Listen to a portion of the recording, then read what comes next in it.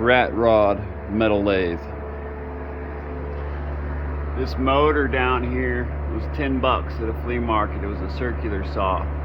I just put a V-groove roller where the blade would go and welded in a bracket to attach it.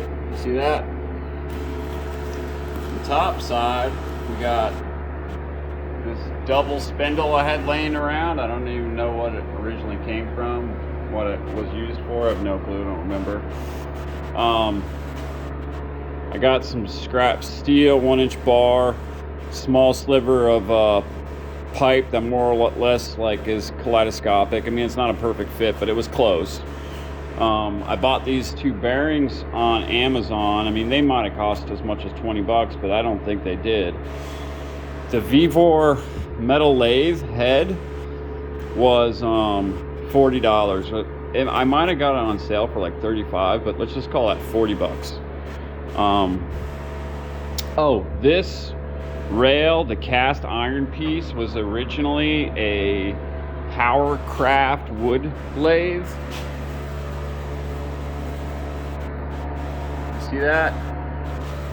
I ended up not using very much of this original part.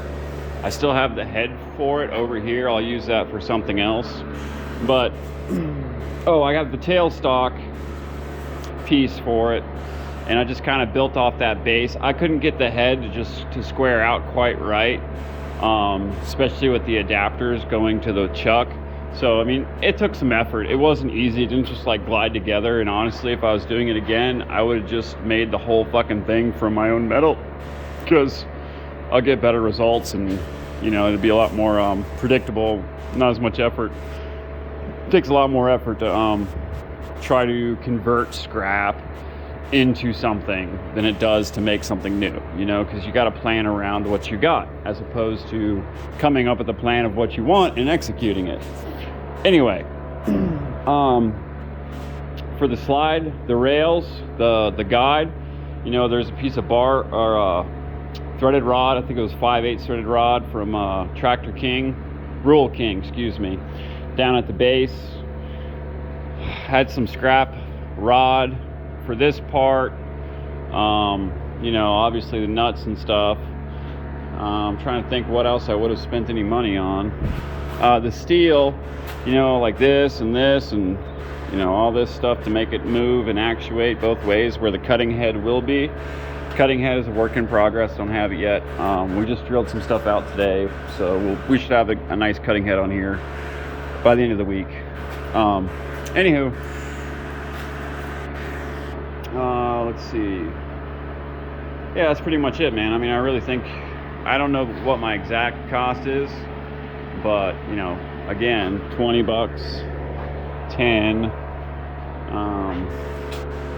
40, it's 50. Let's just say they're 10 bucks each. It's 70, 80 maybe. Threaded rod, 10, 90, and then yeah, fucking scrap steel, dude. Can't beat it. Even the belt I had laying around, I mean, that's why the drive is as long as it is. I just fit it to a belt I had laying around. So, you know, if you fabricate for a living, then you probably have some steel laying around.